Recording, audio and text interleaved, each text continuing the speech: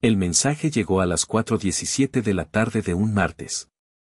Lo recuerdo con una claridad casi fotográfica, como esos instantes que se queman en la memoria y definen un antes y un después.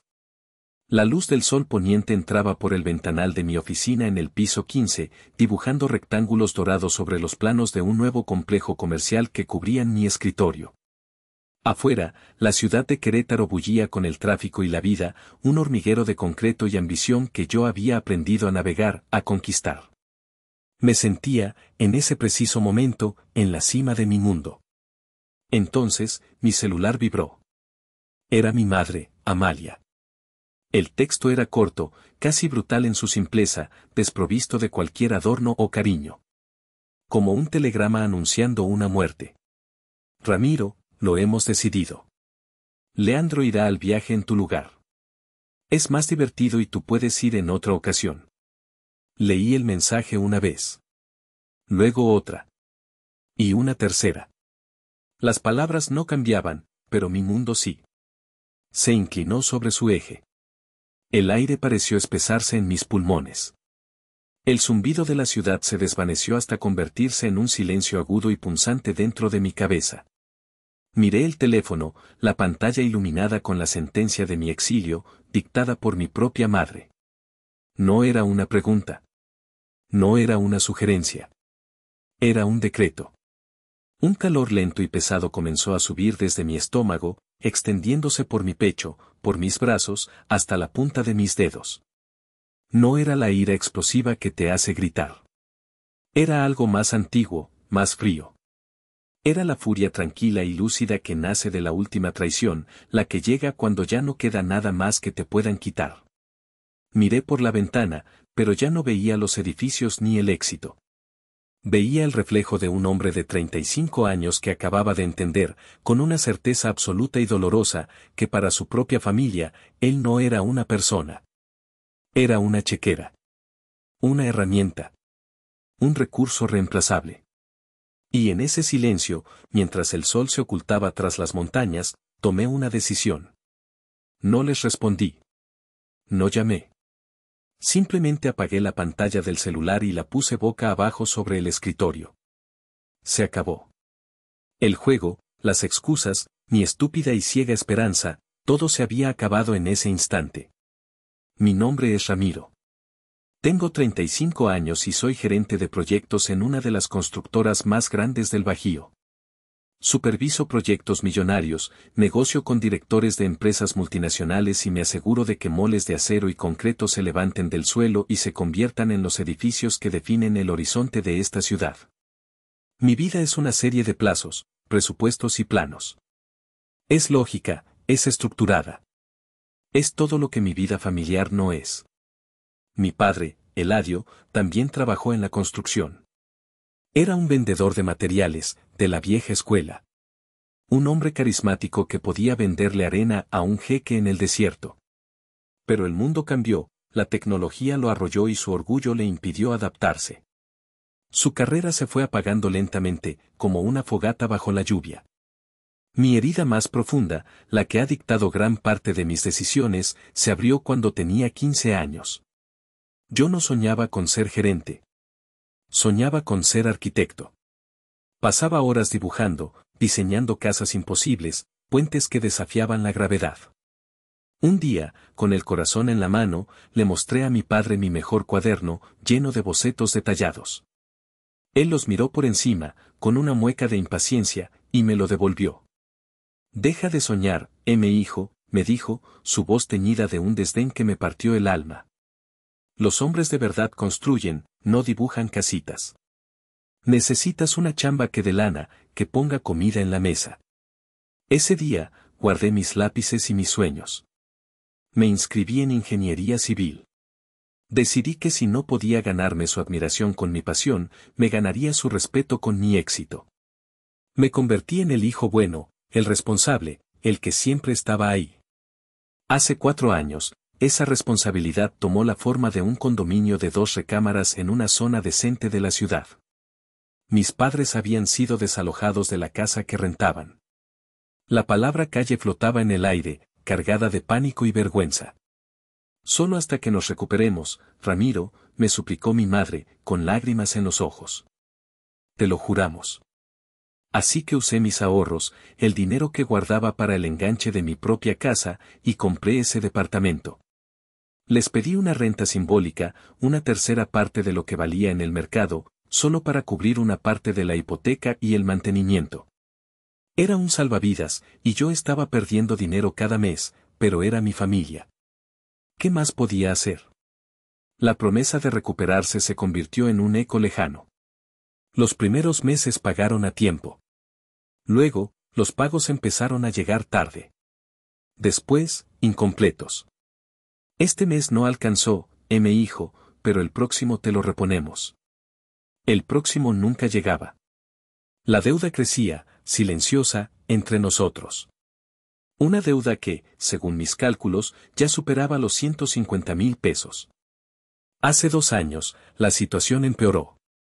Mi hermana Beatriz, de 28 años, se mudó con ellos.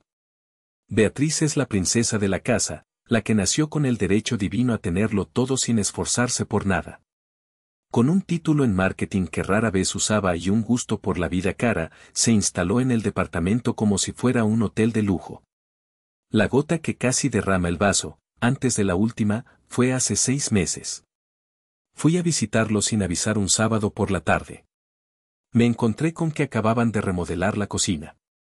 Tenían una nueva cubierta de granito, brillante y fría al tacto. En la sala, un nuevo sillón de piel, de esos que cuestan un ojo de la cara, ocupaba el lugar del viejo sofá. Olía a nuevo, a dinero. A mi dinero. Me senté en ese sillón, sintiendo la piel suave y costosa bajo mis manos. ¿Les gusta?, preguntó mi madre, radiante de orgullo. Era una oferta que no podíamos dejar pasar. Tragué saliva. ¿Y la renta de los últimos 3 meses?, pregunté en voz baja, sintiéndome como un villano por arruinar su felicidad. La cara de mi madre se transformó. La alegría se evaporó, reemplazada por una máscara de ofensa. ¿Por qué siempre tienes que hablar de dinero, Ramiro? ¿No puedes simplemente alegrarte por nosotros? Arruinas el momento. Mi padre, que leía el periódico, ni siquiera levantó la vista. Tu madre tiene razón. No seas así. Me levanté y me fui. Mientras caminaba hacia mi coche, la suavidad de ese sillón de piel parecía quemarme las manos. No era el dinero lo que dolía. Era la descarada falta de respeto. Era la evidencia tangible de que mis sacrificios no solo no eran apreciados, sino que eran invisibles para ellos. Eran un derecho adquirido. Yo era el proveedor silencioso, el banco sin fondo, el hijo bueno que siempre estaría ahí para pagar la cuenta, sin importar cuál fuera. Si mi familia era un ecosistema disfuncional, mi hermana Beatriz era la flor exótica y demandante, y su prometido, Leandro, era la enredadera parásita que la estrangulaba lentamente mientras le sonreía. Leandro, de 30 años, era un mi rey de manual. De esos que visten ropa de marca, probablemente falsa, hablan con un acento pretencioso y usan palabras como disruptivo, sinergia y networking en cada frase. Se autodenominaba un estratega de negocios, pero su único negocio real era vivir de los demás. Su modus operandi era siempre el mismo. En las cenas familiares, que yo solía pagar, él ordenaba el corte de carne más caro y la botella de vino más costosa. Durante toda la comida, nos regalaba sus visiones sobre el futuro de las criptomonedas o sus contactos en Silicon Valley. Era un maestro del humo, un vendedor de aire. Y mi familia, especialmente mi madre y mi hermana, se lo tragaban todo. Veían en él al yerno exitoso que siempre habían deseado, el boleto dorado para la vida de lujos que sentían merecer. Yo veía la verdad. Veía al tipo que, milagrosamente, siempre recibía una llamada urgente de un inversionista justo cuando llegaba la cuenta. Se disculpaba profusamente, salía al balcón a hablar por teléfono y no regresaba hasta que yo ya había pagado. Recuerdo una cena en particular, hace unos meses. Estábamos en un restaurante argentino de moda. Leandro, por supuesto, pidió un bife de chorizo de 800 gramos. Mientras comía, con la grasa brillando en sus labios, me acorraló. Ramiro, mi bro, empezó, dándome una palmada en el hombro que se sintió invasiva. He estado pensando. Tú y yo deberíamos asociarnos. Tú tienes el capital, la estructura. Yo tengo las ideas, la visión. Podríamos crear un fondo de inversión para desarrollos inmobiliarios sustentables. Es el futuro, neta. Lo miré fijamente, masticando mi empanada. ¿Y qué experiencia tienes tú en desarrollos inmobiliarios, Leandro? Se rió, una risa falsa y ensayada. La experiencia se adquiere, hermano. Lo que no se puede improvisar es el instinto. Y yo tengo instinto para la lana. Justo en ese momento, el mesero trajo la cuenta. Como un reloj suizo, el teléfono de Leandro sonó. Love, es Dubai. Tengo que tomar esto, dijo, poniéndose de pie con aire de importancia. Luego cerramos el trato, Ramiro. Nunca regresó a la mesa. Pagué los casi 5,000 pesos de la cuenta, incluyendo su bife y su vino. Mi hermana me miró con reproche. ¿Ves? Siempre lo interrumpes cuando está por cerrar un gran negocio. Deberías apoyarlo más. Mi mejor amigo, Mateo, era mi ancla a la realidad. Mateo y yo nos conocíamos desde la preparatoria. Él era plomero, un tipo directo, sin filtros, que trabajaba con sus manos y decía las cosas como eran. Una noche, después de una de esas cenas, fuimos por unas cervezas. No sé cómo los aguantas, güey, me dijo, dándole un trago a su botella. Es mi familia, Mateo. Es complicado, le respondí, la misma excusa de siempre. Él negó con la cabeza. No, no es complicado. Es un abuso. Neta, Ramiro, te están chupando la sangre. Tu hermana es una mantenida y su novio es un parásito profesional. Y tus jefes lo permiten porque les conviene. ¿Cuándo vas a abrir los ojos? Parece su cajero automático, no su hijo. Sus palabras eran duras, pero eran la verdad. Y una parte de mí lo sabía. Pero otra parte, la parte que todavía era ese niño de 15 años buscando la aprobación de su padre, se negaba a aceptarlo. Seguía esperando el milagro. Seguía creyendo que un gran gesto, un sacrificio lo suficientemente grande, finalmente les haría ver mi valor, les haría quererme por lo que era y no por lo que podía darles. Qué ingenuo fui. Estaba a punto de hacer el sacrificio más grande de todos, sin saber que solo estaba comprando el boleto para mi propia ejecución. La idea del viaje a Cancún nació de un destello de esa misma esperanza ingenua. Mi padre, Eladio, se jubilaba. Después de una vida de altibajos, de un éxito que se le escurrió entre los dedos, finalmente colgaba los guantes. A pesar de todo, de su distancia, de su crítica constante, una parte de mí todavía sentía la necesidad de honrar ese momento. Durante años, cada vez que veía un comercial de televisión o un folleto de viajes, suspiraba y decía la misma frase, Cancún. Morirme sin conocer un resort de esos de lujo, todo incluido, eso sí sería no haber vivido.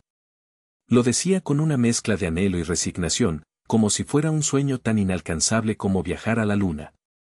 Él, que en sus buenos tiempos había viajado por todo el país cerrando tratos, ahora veía un viaje a la playa como el pináculo de una vida exitosa. Y yo, en mi eterna búsqueda de su aprobación, vi una oportunidad. Este es el gesto, me dije a mí mismo. Este es el gran sacrificio que lo cambiará todo. Si le regalaba su sueño inalcanzable, si le daba esa experiencia de lujo que tanto anhelaba, finalmente me vería. Finalmente diría las palabras que llevaba toda mi vida esperando escuchar, estoy orgulloso de ti, hijo. Pasé semanas planeándolo en secreto. No escatimé en gastos. Esto no sería un viaje cualquiera, sería una experiencia inolvidable. Reservé 4 boletos de avión en primera clase. Una suite familiar con vista al mar en uno de los hoteles más exclusivos de la zona hotelera, de esos con 7 restaurantes, piscinas infinitas y servicio a la habitación las 24 horas. Contraté tours privados a Chichén Itzá y a un cenote escondido. Reservé una cena en un yate al atardecer para la última noche. El costo total ascendía a casi 500,000 pesos. $500,000 pesos. Era una cantidad obscena de dinero, el equivalente al enganche de una casa a un coche de lujo. Era una locura. Pero para mí, en ese momento, era el precio de la redención. Era el costo de comprar, por fin, el amor y el respeto de mi padre. Elegí el día de su cumpleaños, una semana antes de su jubilación oficial, para darles la noticia. Los invité a cenar a un buen restaurante, que yo pagué, por supuesto, y, al final de la cena, deslicé sobre la mesa una caja elegante.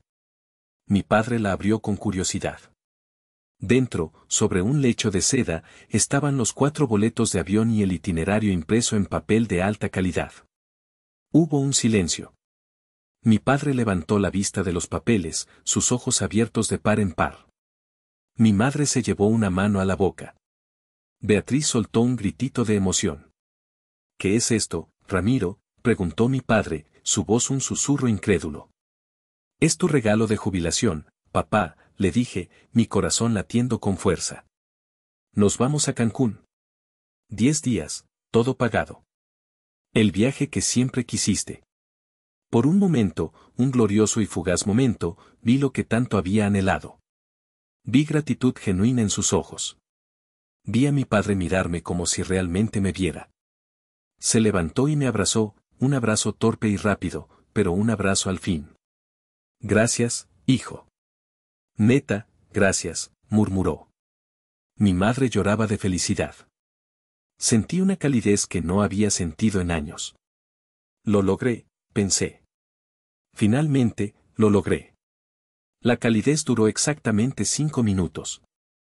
Fue Beatriz quien rompió el hechizo. Con la misma naturalidad con la que se respira, miró los 4 boletos y luego a mí, con una sonrisita inocente. ¡Ay, qué increíble, hermanito! ¡Qué emoción!, dijo, aplaudiendo suavemente. Oye, ¿y Leandro puede venir? La pregunta flotó en el aire, cargada de una audacia que me dejó sin aliento. ¿No era crees que haya lugar para Leandro? ¿No era cuánto costaría un boleto extra? Era un simple y ya no puede venir, como si estuviera preguntando si podía traer a su perro. Como si el 5.º asiento en un viaje de $500,000 fuera un detalle sin importancia, un cojín extra que se podía añadir al sofá. El rostro de mi padre cambió. La gratitud se desvaneció, reemplazada por una expresión de cálculo. Mi madre me miró, ya no con lágrimas de felicidad, sino con una mirada expectante, de apoyo incondicional a su hija. Y en ese instante, supe que mi gran gesto no había comprado nada. Solo había abierto la puerta para que pidieran más. La temperatura en la mesa del restaurante bajó varios grados. El ambiente festivo se había evaporado, reemplazado por una tensión palpable. No, Beatriz, respondí, tratando de mantener mi voz firme y calmada. El presupuesto está cerrado. Es un viaje para 4 personas. Para la familia.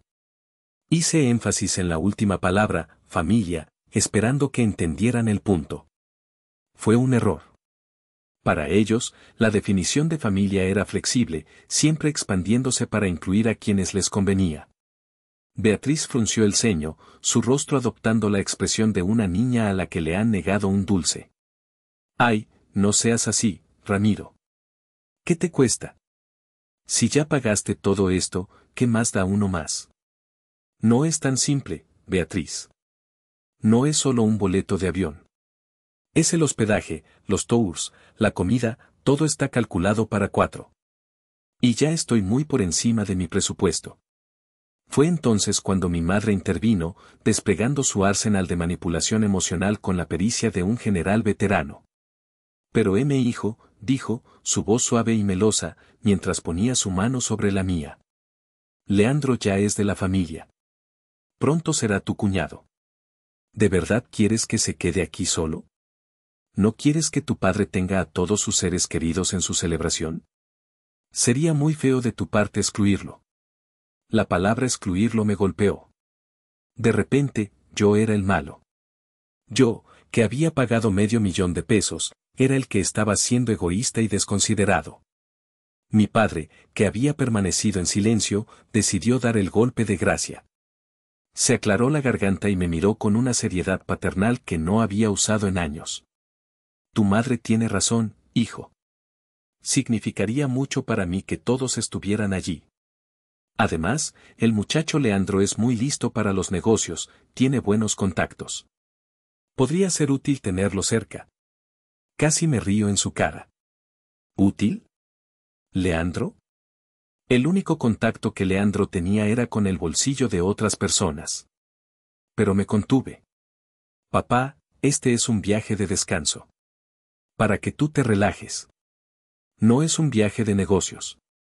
La cena terminó en un ambiente gélido. Pagué la cuenta en silencio, sintiendo el peso de su resentimiento. Pensé que el tema moriría ahí. De nuevo, qué ingenuo. Los días siguientes fueron un infierno de baja intensidad. La presión era constante, sutil pero implacable. Mi madre me llamaba todos los días con pretextos absurdos, solo para terminar la conversación con un suspiro y un lástima que Leandro no pueda venir, Beatriz está tan triste. Mi hermana me enviaba mensajes pasivo-agresivos, oye, ¿ya viste este tour en Cancún? Se ve increíble. Lástima que mi prometido no podrá disfrutarlo conmigo. La confrontación más surrealista vino del propio Leandro. Me interceptó un día a la salida de mi oficina. Se recargó en mi camioneta como si fuera suya, con unas gafas de sol que probablemente costaban más que mi despensa de un mes. Ramiro, mi rey, ¿qué onda?, me saludó con una familiaridad que me revolvió el estómago. Oye, estuve pensando en lo del viaje. Y creo que no estás viendo el panorama completo, el Big Picture. Ah, no, respondí, cruzándome de brazos. No, carnal. Esto no es un gasto, es una inversión. Cancún está lleno de empresarios pesados, de inversionistas. Es una oportunidad de oro para hacer networking. Yo tengo un par de proyectos en puerta, ideas disruptivas que podrían interesarle a la gente correcta. Si voy, podría conseguir el financiamiento que necesito. Y claro, te daría un porcentaje por haberme facilitado el contacto. Piénsalo, podríamos recuperarlo del viaje y mucho más. Lo miré, asombrado por su descaro. Estaba intentando venderme mi propio dinero. Me estaba pidiendo que financiara su viaje de placer bajo la promesa de un negocio imaginario. No, Leandro, dije, mi paciencia agotándose. No voy a pagar para que vayas a Cancún a vender humo. El viaje es para mi padre. Su sonrisa se desvaneció. Qué poca visión tienes, Ramiro. Por eso tú eres empleado y yo soy emprendedor. No reconoces una oportunidad aunque te golpee en la cara. Estás siendo muy egoísta, ¿sabes? Estás saboteando mi futuro y la felicidad de tu hermana. Se dio la vuelta y se fue, ofendido, como si yo le debiera algo. Me quedé ahí, de pie junto a mi camioneta, sintiendo una mezcla de rabia y agotamiento. Estaba atrapado. Cada no que decía me convertía en el villano. Cada intento de poner un límite era visto como un acto de egoísmo. Me estaban desgastando, poco a poco, esperando que se diera por puro cansancio. Y lo peor de todo es que casi lo logran. Y así llegamos al martes. El día del viaje. Las maletas estaban hechas. Yo había planeado salir de la oficina a las 5 de la tarde para ir directo al aeropuerto. El vuelo salía a las 9. Estaba terminando de enviar los últimos correos, delegando responsabilidades, con una sensación de resignación amarga. Había ganado la batalla, pero la guerra había dejado un sabor a ceniza en mi boca. El viaje que había planeado como un gesto de amor se había convertido en una fuente de conflicto y resentimiento. Fue entonces, a las 4:17 de la tarde, cuando llegó el mensaje. Ramiro, lo hemos decidido. Leandro irá al viaje en tu lugar. Es más divertido y tú puedes ir en otra ocasión. Mientras miraba la pantalla, el monólogo interno que había estado reprimiendo durante años estalló en mi cabeza. Las imágenes se agolpaban, mi padre diciéndome que dibujar era para soñadores, no para hombres de verdad, mi madre pidiéndome dinero para el súper mientras escondía una bolsa de marca nueva. Mi hermana exigiéndome que pagara sus deudas, Leandro pidiéndome que invirtiera en sus fantasías. Y yo, siempre yo, el pilar, el proveedor, el tonto útil. Me di cuenta de que nunca se trató de mí. Nunca se trató de mi amor, de mi esfuerzo, de mi sacrificio. Siempre se trató de lo que yo podía proporcionar. Y en el momento en que mis recursos, en este caso, un asiento de avión, entraron en conflicto con sus deseos, que Leandro fuera al viaje, yo me volví prescindible. No dudaron ni un segundo en desecharme. Es más divertido, escribió mi madre. Esa frase fue como un puñal. Mi valor, para ellos, se medía en términos de entretenimiento. Y yo, el hijo serio, el responsable, el que pagaba las cuentas, era aburrido. La rabia fría se asentó en mi pecho, clara y sólida como el hielo. Se acabaron las dudas. Se acabó la culpa. Se acabó la esperanza de que algún día cambiaran. Me habían mostrado, sin lugar a dudas, quiénes eran en realidad. Y ahora, me tocaba a mí mostrarles quién era yo. No, no el hijo bueno. No el cajero automático. Sino Ramiro. El gerente de proyectos que construía edificios desde los cimientos. El hombre que entendía de estructuras, de logística y de consecuencias. Mi primera llamada no fue a mi madre para gritarle. No fue a mi padre para exigirle una explicación. Mi primera llamada fue a la única figura paterna que nunca me había fallado, don Isidro. Don Isidro había sido el mejor amigo de mi padre en sus años de gloria. Un ingeniero civil brillante, de la vieja escuela, que había visto el potencial en mí cuando mi propio padre solo veía a un futuro empleado. Ahora, jubilado, era mi mentor, mi confidente.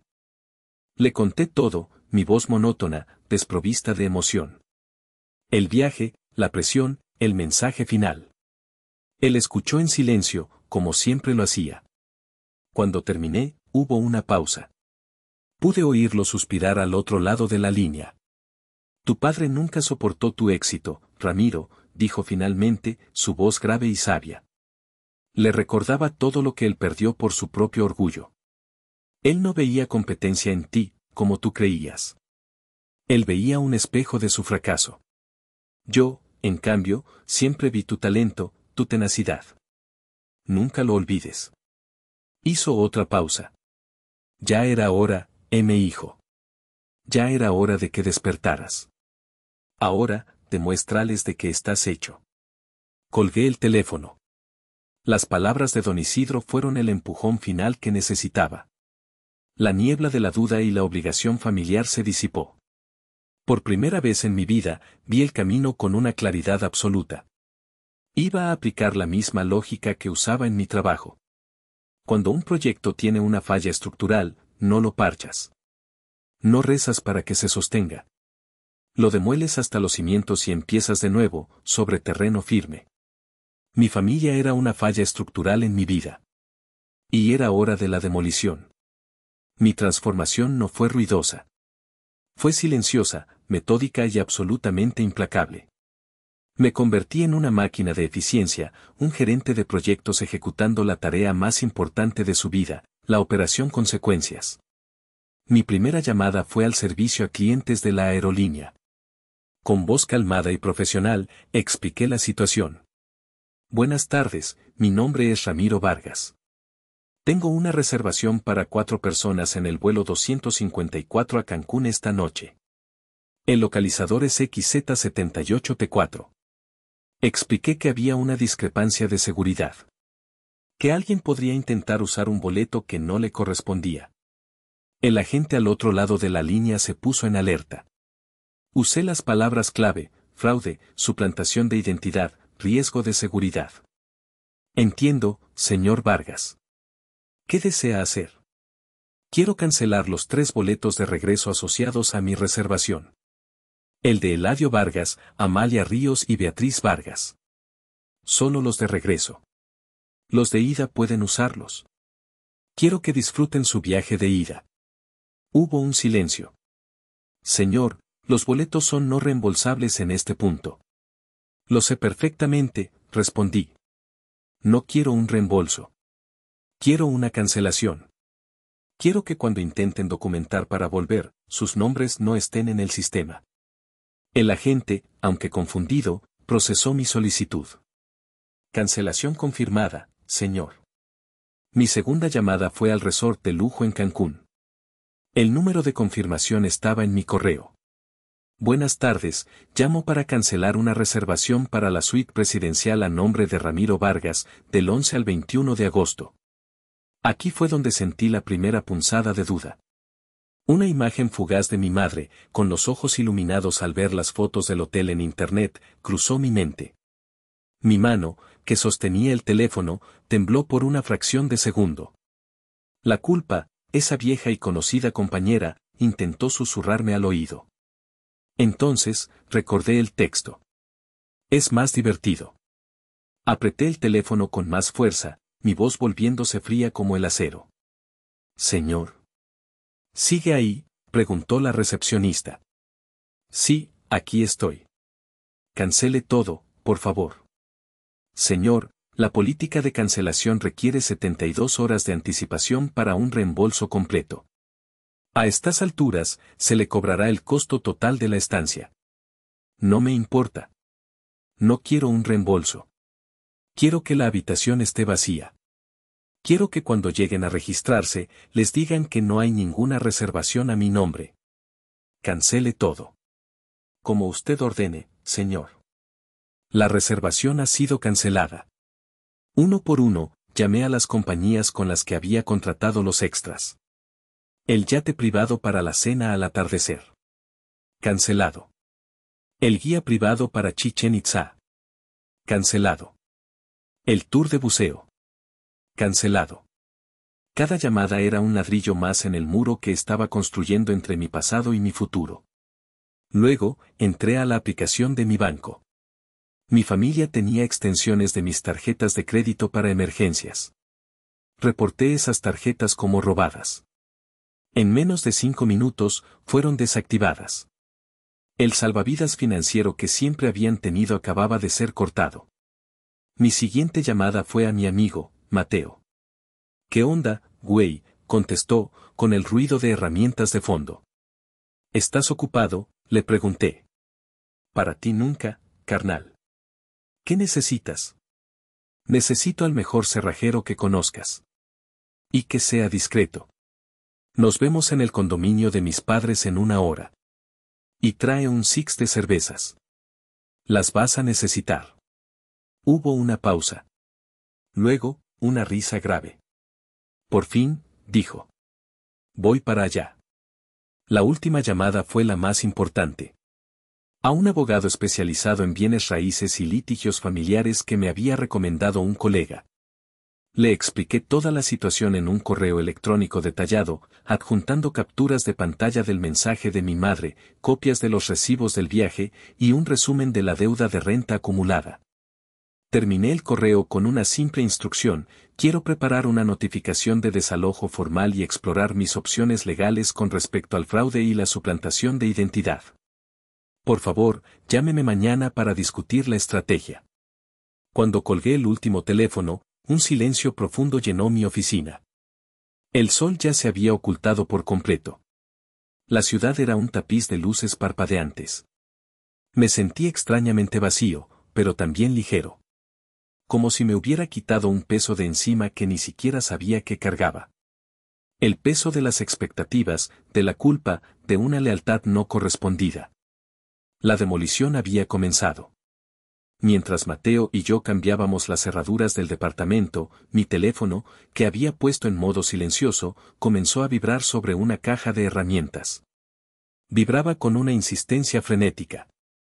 Era una sinfonía de pánico a 2000 kilómetros de distancia. No contesté. En su lugar, abrí una de las cervezas que Mateo había traído y le pasé el teléfono. Lee en voz alta, le dije. Necesito escuchar esto. Mateo sonrió con malicia y empezó a leer la crónica de su desastre. 9:30 de la noche, hora de Cancún. Mensaje de Beatriz. Ramiro contesta. Estamos en el aeropuerto y no hay ninguna transportación del hotel esperándonos. ¿Qué compañía era? 9:45 de la noche, mensaje de mamá: hijo, por favor llama. El taxi nos quiere cobrar 800 pesos para llevarnos al hotel. Esto es un robo. Mateo soltó una carcajada. Bienvenidos a Cancún, pendejos. ¿Creían que era como tomar un pecero? 10:15 de la noche, mensaje de Beatriz: Ramiro, esto no es gracioso. Llegamos al hotel y dicen que no hay ninguna reservación a tu nombre. La recepcionista nos está viendo como si fuéramos locos. Arregla esto ahora. 10:20 de la noche, llamada perdida de papá. Llamada perdida de mamá. Llamada perdida de Beatriz. Se está poniendo bueno, dijo Mateo, mientras ajustaba la nueva cerradura de alta seguridad en la puerta principal. 10:35 de la noche, mensaje de papá: Ramiro Vargas Ríos, te exijo que me llames en este instante. No sé qué juego estás jugando, pero no es divertido. Tu madre está muy nerviosa. ¿Mi juego? Pero si yo soy el aburrido, le dije a Mateo, y ambos estallamos en risas. 11 de la noche, mensaje de mamá: la tarjeta de crédito no pasa. La de tu hermana tampoco. ¿Cancelaste las tarjetas, Ramiro? ¿Por qué nos harías esto? Somos tu familia. 11:30 de la noche, mensaje de Beatriz: tuvimos que llamar a los papás de Leandro para que nos mandaran dinero. Nos humillaste frente a su familia. Eres un monstruo. Te odio. Punto para Leandro, exclamó Mateo. El mantenido tuvo que pedirle lana a sus papis. ¡Qué oso! La noche avanzó y los mensajes se volvieron más esporádicos, probablemente porque estaban ocupados buscando un hotelucho barato cerca del aeropuerto que aceptara el dinero que les habían transferido. El verdadero drama se reanudó al día siguiente. Día 2, 1 de la tarde, mensaje de Beatriz: adjunta una foto de Leandro con el pie vendado, sentado en una silla de plástico con una expresión de dolor. Para que estés feliz. Leandro se cayó de una moto acuática por tu culpa. El idiota del seguro de viajero que contrataste no cubre actividades de riesgo. Ahora tenemos que pagar el hospital. Eres lo peor. No pude evitar sonreír. El seguro que había contratado era excelente, pero estaba a mi nombre. Obviamente, no cubriría a nadie más. Fue entonces cuando recibí una llamada de un número desconocido. Era mi tía Inés, la hermana menor de mi madre. Inés era la oveja sensata de la familia, una maestra de primaria que siempre había visto a través de las manipulaciones de mi madre. Sobrino, ¿estás bien?, preguntó, su voz cargada de preocupación. Mejor que nunca, tía. ¿Por qué? Tu hermana me acaba de llamar. Llorando, gritando. Pidiéndome dinero. Me contó una historia muy rara sobre que los abandonaste en Cancún. No los abandoné, tía. Simplemente retiré mi patrocinio. Hubo un largo silencio. Luego, escuché a mi tía suspirar con alivio. Hiciste lo correcto, Ramiro. Dios sabe que alguien tenía que ponerles un alto. Tu madre y tu hermana han vivido en una fantasía por años, y tú has sido el que la paga. Ya era tiempo. Gracias, tía. Significa mucho para mí escuchar eso. Cuídate, hijo. Y no te sientas culpable. La culpa es de ellos, no tuya. Colgué sintiéndome validado. No estaba loco. No era un monstruo. Simplemente era un hombre que había llegado a su límite. Los siguientes días, los mensajes que llegaban eran una mezcla de súplicas y amenazas. Me contaron, sin querer, su infierno en el paraíso. Se quedaron en un hotel de 2 estrellas que olía a humedad. Comieron en puestos callejeros y mi padre tuvo una intoxicación alimentaria. Intentaron ir a la playa pública y se quemaron con el sol porque no tenían dinero para una sombrilla. El viaje de sus sueños se había convertido en una pesadilla de bajo presupuesto. El último día, antes de que supuestamente tomaran su vuelo de regreso inexistente, recibí el mensaje final de mi padre. Mensaje de papá: esto no se va a quedar así. Cuando regresemos, tú y yo vamos a hablar. ¿Me vas a escuchar? Leí el mensaje y sonreí. Claro que vamos a hablar, papá, susurré para mí mismo. Pero esta vez, el que va a escuchar, vas a ser tú. Aterrizaron de vuelta en Querétaro 2 días después de lo previsto. Tuvieron que comprar boletos de último minuto en una aerolínea de bajo costo, probablemente con el último centavo que les quedaba del rescate de los padres de Leandro. Yo sabía a qué hora llegaba su vuelo. Y los estaba esperando. Cuando el Uber se detuvo frente al edificio de condominios, yo ya estaba en la acera. A mi lado, Mateo, con los brazos cruzados y una expresión divertida. Habíamos estacionado nuestras camionetas bloqueando la entrada al estacionamiento. La puerta del coche se abrió y el primero en bajar fue mi padre. Su rostro estaba rojo, no por el sol de Cancún, sino por una ira contenida que parecía a punto de hacerlo explotar. Mi madre bajó después, con los ojos hinchados y una expresión de víctima trágica. Beatriz se quedó en el coche, como si no quisiera enfrentar la realidad. Leandro, cojeando visiblemente, fue el último en salir. ¿Se puede saber qué demonios crees que hiciste?, gritó mi padre, caminando hacia mí con pasos amenazantes. Tomé un sorbo lento del café que tenía en la mano. Se llaman consecuencias, papá, respondí con una calma que lo descolocó. Una lección de negocios que, curiosamente, nunca me enseñaste. Nos dejaste varados en un país extranjero, chilló mi madre, acercándose. Pudimos haber muerto. Extranjero no, mamá. Es Quintana Roo. Y por lo que veo, están bastante vivos. Un poco quemados y cojos, pero vivos. Mi mirada se posó brevemente en el pie vendado de Leandro. Él dio un paso al frente, tratando de proyectar una autoridad que no poseía. ¿Te das cuenta de que lo que hiciste es demandable, verdad? Tengo contactos en 3 de los bufetes de abogados más importantes de México. Tomarían este caso pro bono solo por el precedente. Mateo soltó un bufido. No me digas. ¿Esos bufetes también dan terapia para traumas con motos acuáticas? Porque te ves bastante afectado, campeón. La cara de Leandro se puso púrpura. Tú no sabes por lo que pasamos, gruñó mi padre. Tuve una intoxicación. Tu madre no durmió en 3 noches. Tuvimos que comer atún de lata. Y no olvides el incidente de la moto acuática, añadí, incapaz de ocultar una sonrisa. Escuché que fue particularmente traumático. ¿Estabas intentando impresionar a los inversionistas? Beatriz finalmente salió del coche, con lágrimas corriendo por su rostro. Tuvimos que pedirle más dinero a los papás de Leandro. ¿Sabes lo humillante que fue eso?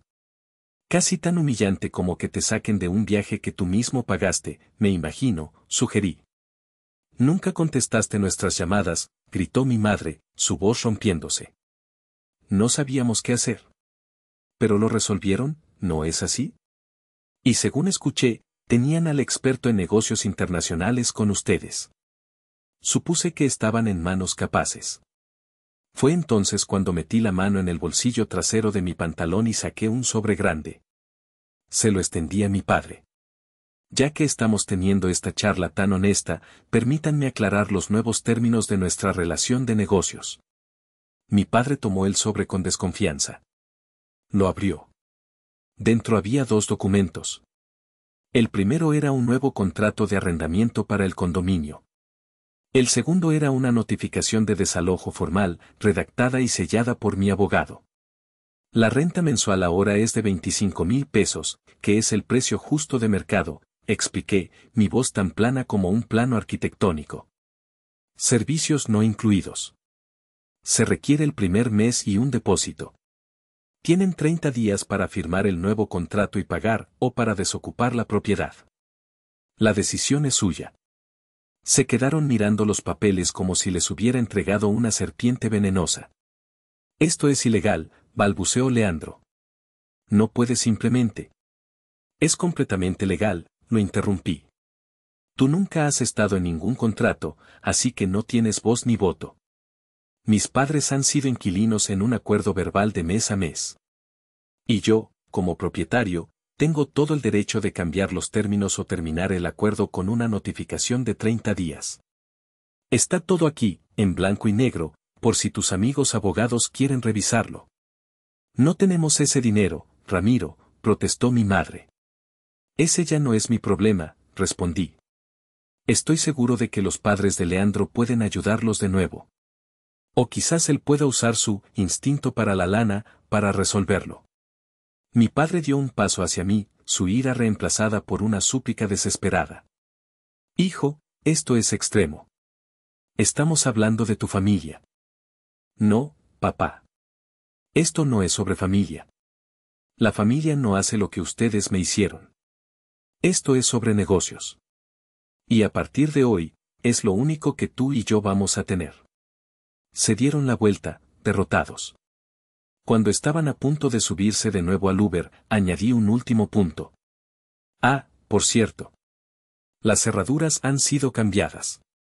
Sus llaves nuevas se les proporcionarán después de que firmen el contrato y paguen. Para sacar sus pertenencias, tendrán que coordinarse con la compañía de administración de propiedades que viene listada en la página 3 del aviso. Tienen mi número. Les di la espalda y, junto a Mateo, entré al edificio, dejando atrás los restos humeantes de la vida que una vez tuve. Los siguientes 30 días fueron un testamento de su total desconexión con la realidad. Pensaron que era un farol. Que en algún momento me ablandaría, que la culpa me haría llamarlos y decirles que todo era una broma de mal gusto. Ignoraron las llamadas de la administradora de la propiedad. Ignoraron mis correos electrónicos.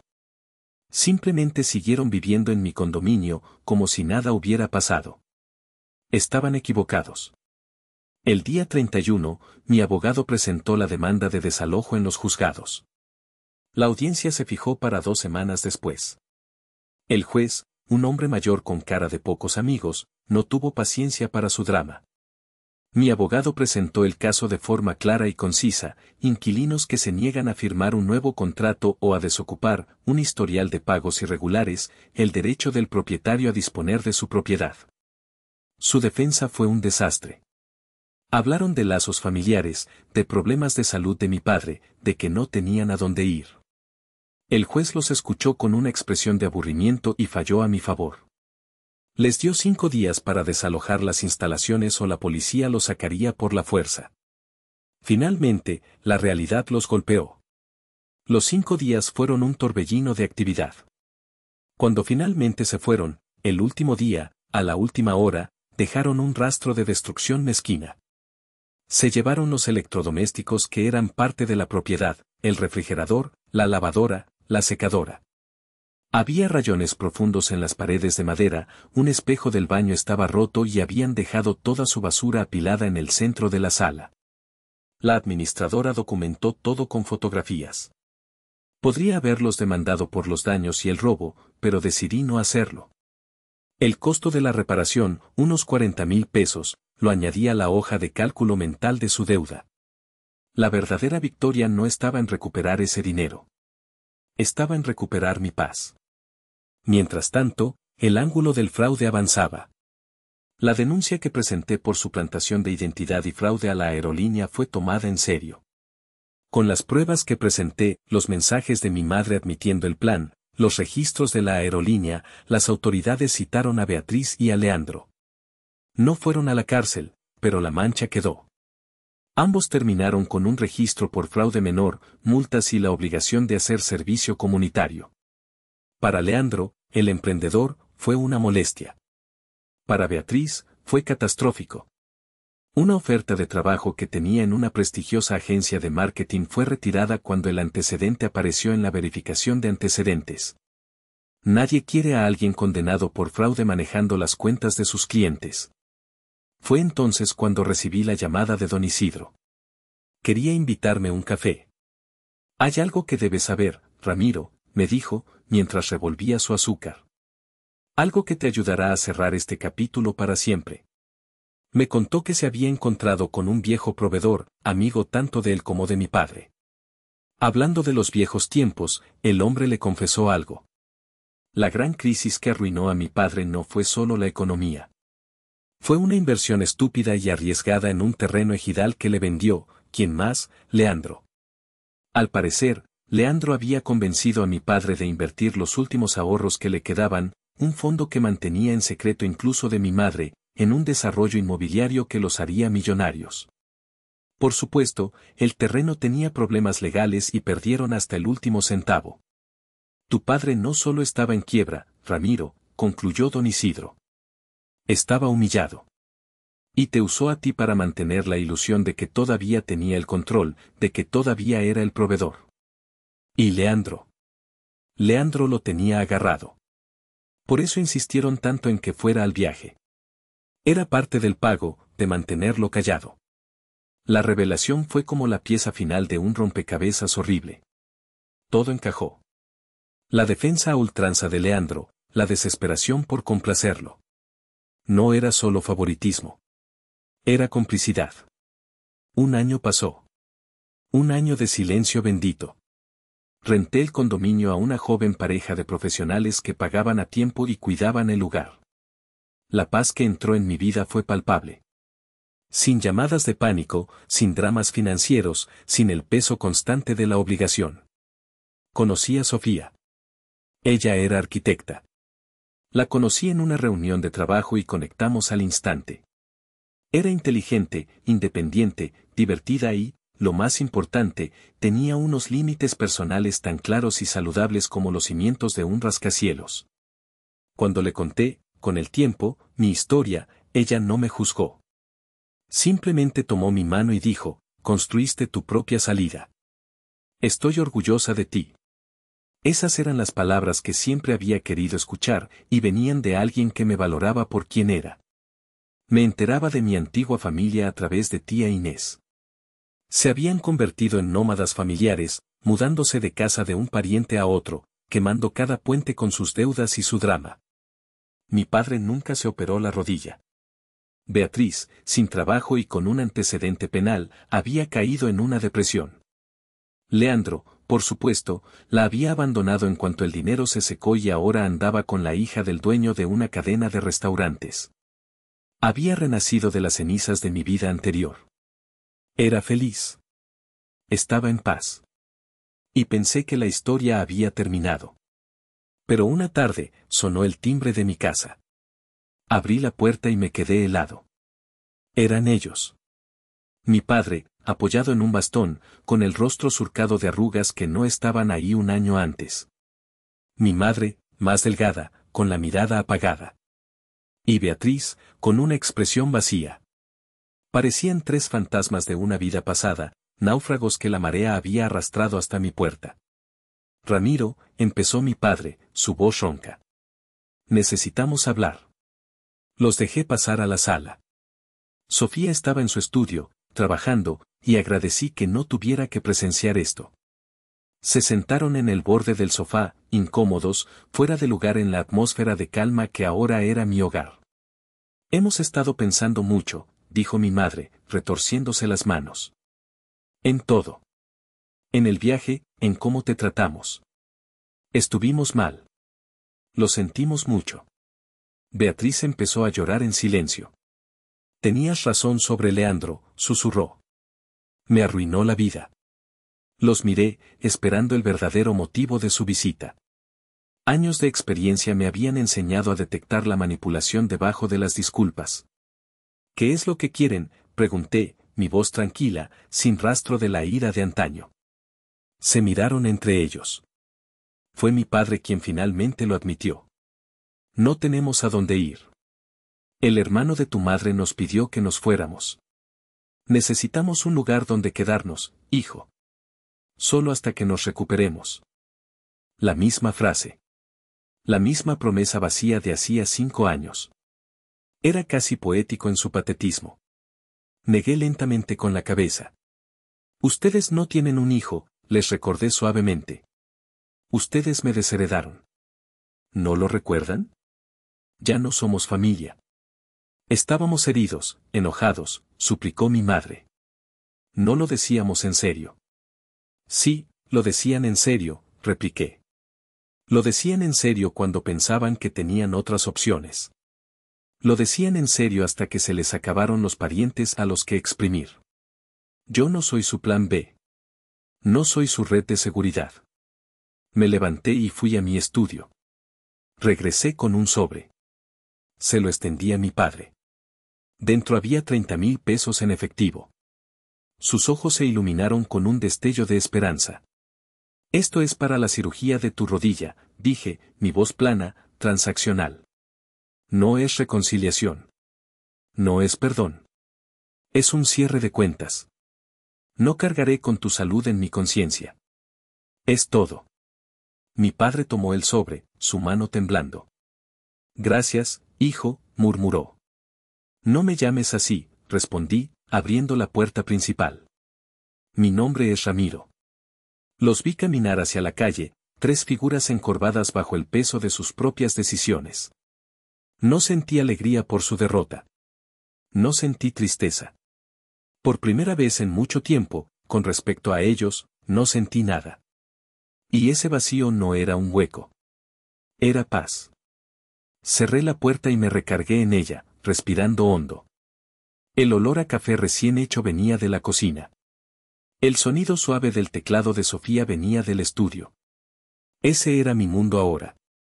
Un mundo que yo había construido, no sobre los cimientos podridos de la obligación y la culpa, sino sobre el terreno firme del respeto propio. Y era un edificio sólido. A prueba de tormentas.